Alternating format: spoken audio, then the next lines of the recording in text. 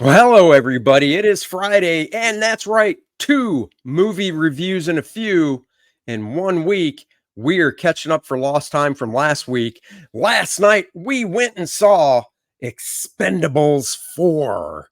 They're back. And no, that is not the actual subtitle. It's just Expendables, where they slap the 4 in where the A should be. Kind of, The kind of nifty. Expendables. What's that? It's the Expendables. That's right. This movie, of course, has mostly all of them back. Sylvester Stallone, Dolph Lundgren, 50 Cent. I'm trying to remember. Jason Statham. Yep, Megan Fox, Dolph, and Couture. and then Andy Garcia, and then a couple of the guys that were kind of new. So I was very excited to see them. To be fair, if I remember right, Megan Fox and that other Asian actress, they were both new. They weren't in 3.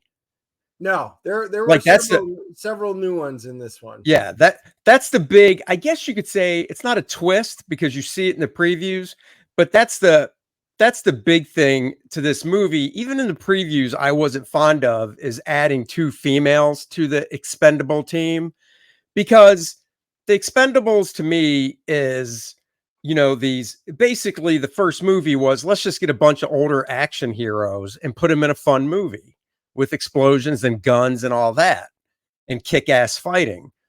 And every movie after that, they tried to add a new action person. I mean, hell, they had Frazier, Kelsey Grammer in one, but they toughened them up and it worked.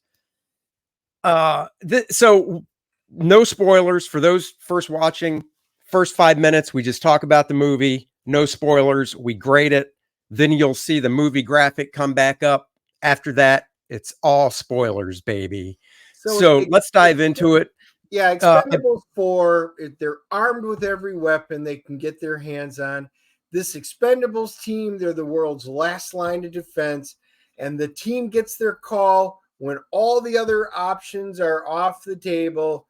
Andy Garcia comes in, and you got nuclear detonators you gotta take care of, and if not, bad things are going to happen and the world's going to go boom. That is in essence the entire plot. So it starts off in Libya, where I believe the bad guy was played by Jet Li. Wasn't that Jet Li? No, that's Iko Uwais. Oh, I thought it. Okay, well, anyhow, then never mind. Jet Li's not in this one. So the guy Dennis just said, because I'm not pronouncing that name, is a bad guy going after these nuclear detonators in Libya. And then the Expendables, like Dennis said, are sent in via Andy Garcia, who's a CIA op. And they're supposed to stop this guy from getting the nuclear detonators. Well, it wouldn't be a movie if they actually stopped them in the first 15 minutes. It would be over. So needless to say, this isn't a huge spoiler. They don't stop them, which leads them to basically part 2 of trying to stop them again. Except this time, Andy Garcia is going with them as kind of a babysitter to make sure they do it. Megan Fox is now part of the team. And so is, what's the actress's name? The Asian actress? Is that a pronounceable one? Oh, Levy Tran. Yeah, that's pronounceable. And they join the team too. Now, we'll see what Dennis thinks of this. Without giving away spoilers, I got to admit, even in the trailer, I was not fond of seeing Megan Fox and this other chick join the team. And I'll tell you why. The Expendables, when it started, was basically, let's grab a bunch of action guys that always were known for action parts in movies, put them together in one big team up movie and just do guns, explosions, and fighting. You add in these female characters. Megan Fox is 110 pounds, dripping wet. And you saw in the trailer, her and Jason Statham, who are in a relationship, kind of fight each other in the living room of one of their places. And I guess you could say it was a playful fight and he knew he could kick her ass because he didn't want to, but they filmed it like it was evenly matched. And then later in the movie, you see, this isn't a spoiler, you see Jason Statham just kicking all sorts of ass over all these dudes that really know how to fight and stuff. And I'm just like, guys, get these 100, if it's, what's that? Oh my God, I'm blanking on the Gina actress's name. Carano. Gina Carano, or what's the other MMA fighter that went on to do wrestling? You know her if you saw her, but she's been in a bunch of movies and stuff. Hell, she might have been in Expendables 3. I don't remember. It's been so long. But if you have women that were actually big and attractive, like a Gina Carano, then I can believe it. But I can't, and I'm sorry. Yeah, I mean, Dennis, are there women out there 105 pounds soaking wet that know all those moves? No, Probably. it reminded me a lot of Mortal Kombat. It was the same thing. Even my wife was like, "Ugh," because she was sitting next to me in it, and you know, Ronda Rousey. I think that's what That's you were it. trying to Ronda think Rousey. of. And that's just it. The girls, when they brought in Chuck Norris, it's Chuck freaking Norris. They brought in Arnold Schwarzenegger in one of the previous ones. It's Right. Arnold. I mean, that's exactly what it was.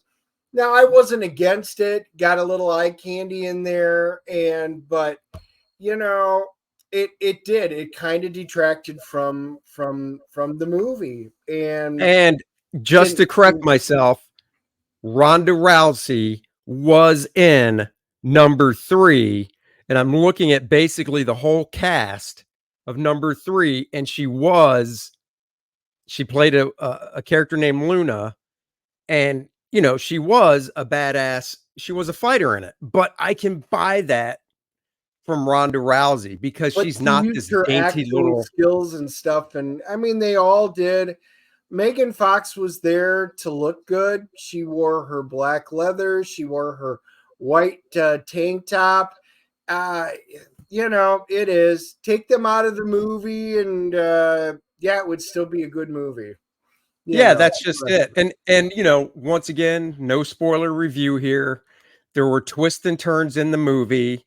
Needless to say, in the end, obviously they stopped the nuclear detonation and stuff because the whole point is to start a war with Russia by detonating these nukes on a ship that has an American flag. So it's a false flag type thing to start a war. That's what it was. I look at it this way. I mean, I went into this. All the Expendable movies, they're fun popcorn flicks, high Yeah. testosterone, lots of action, kind of like Fast and Furious. And I expect that. I expect there to be good fight scenes. The green screen stuff was not great in this movie. Oh, I was just about to say one of the negatives when they did these tight shots on the ocean or Yeah, even in some of the vehicles, you're looking at the background going, oh my God, that is such a bad green screen. it reminded me of like the old Lucille Ball shows from the 50s and 60s where they're driving in a car and you can just see the stuff going. And I was like, wow. I mean, wow, they must have been cutting budget for all the stars in it because that was some pretty weak sauce there. So let's give it our rating so we can move on to the spoiler one. You go You first went this first time. yesterday. I'll go first today. You know, like Dennis said, for a fun popcorn action flick, I'd like to go higher, but I'm giving it a 6.5. Wow, actually, we are not far apart. I'm giving it a 6.0. We'll dig into it into the spoiler section. It was fine. If you want a no brainer, sit down and watch them. I think it's the weakest out of all 4 movies, but it was still fun. Just turn your brain off, and it's not bad. It's not great. Yeah. Well, and speaking of the budget, while you pull up the IMDb and Rotten Tomato stuff, the budget apparently by Google was $100 million. Yeah, so it really wasn't that big. I bet most of it went to the stars Yeah, because and well, we'll talk about it in the spoilers. Like I said, the effects, they could have done a little more with it, but in this realm of movies blowing up to over $200 million to make, I mean, you just get to a point where it's like, it's ridiculous how much movies cost when you look at older movies and how well they were done. So, anyhow, what do we got for the real reviewers, we'll say? So 5.1 on IMDb. We always know it's a little low, so it's probably on par with us. Oh, interesting. On Rotten Tomatoes, the critics hate it. It's at a 14. And there is no audience score. And I know there's a bunch of people that have already rated it, but they are not showing it for some reason. Yeah. I mean, yeah. What are you going to do? All right, guys, it is that time. Spoiler review of the Expendables 4 in 3, 2, 1. Hello, we're back. This is where we spoil it. If you don't want to see it, bye-bye. Like, subscribe, and share. Thank you. Come back after you watch the movie. Okay, out of the gate. So this was one of the first movies in like years Dennis and I saw separately, because my daughter and I went at an earlier time, and then Dennis and his wife went at a later time, 2 different theaters. So my daughter was like really surprised when this first big spoiler happened in the movie. They're in Libya, the main team without the ladies. They haven't joined yet. And Stallone is flying his big ass plane that has the teeth on it and all that. And he's dodging, missile blasts by shooting off the flares and all that. Well, the plane gets hit. It's about to go down. He's like, just finish the mission. Finish the mission. Statham's like, no way, screw this mission. I want to save my friend. Long story short, the plane crashes. They go up to this burning husk of a plane, and in the pilot's seat is this body burned beyond all recognition, except for the hand that has Sylvester Stallone's ring on it. And you're like, no, Stallone is dead. And it's got his middle finger, and he's flipping everybody off. It was awesome. So right there, my daughter was like, what? And I was like, right? And I'm thinking, yeah, there's no way. We've seen this in too many movies where at some point in the end, he'll be back and he'll of course do his little, well, this is how I did it type of thing. Yep. The one thing I will say about this, there were a number of twists. I had told my wife right then and there, yeah, he'll be back at the end. We'll see how he did it, blah, blah, blah, blah, blah. And then, when the bad guy, which was, unnamed because nobody knew he was, I was like, oh, it's this guy. And I pointed it right out. And she goes, really? And I'm like, yeah. I mean, they made him seem like they were twists and turns and cool. And yeah, no, it was very transparent. Everything was throughout this. Like I said, if you wanted some kind of climactic thriller, whodunit, what about that? This is not the movie for you, because it's all about the action. The action was fine. The hand-to-hand scenes were great, but yeah, the story was about as basic as basic could get. Yeah, and I guess we'll leave out who the bad guy was actor-wise. Yeah, we might as well. Don't spoil that for those that. But Dennis nailed it. I mean, when the dude showed up on screen as one of the good guys, I'm like, right, sure. Nobody's seen this movie before. I mean, usually the spoiler section of these reviews is longer, but it doesn't need to be, because this movie didn't have that many levels to it. I will say when they got to the big aircraft carrier ship that had the nukes on it, without Stallone, because he's dead, all the men are like decked out with their straps of ammo and grenades and gear and all this stuff. Megan Fox is wearing like tight leather pants, a leather half shirt so you can see her stomach, and she's got maybe one strap of ammo, and she's got a automatic machine gun, and like that's it. And it's like, come on. And then the Asian chick, who was attractive, way too many tattoos, but was attractive. Same thing, low cut, showing the boobs, which, hey, that's cool. It is a eye candy movie from the standpoint of the guys doing their action and fighting and the ladies, but you want to have some believability in it, for the love of God. And all she had was like this. She's, of course, a master or martial arts specialist, and she's got this chain that has a knife type weapon on the end of it. She swings around and stuff.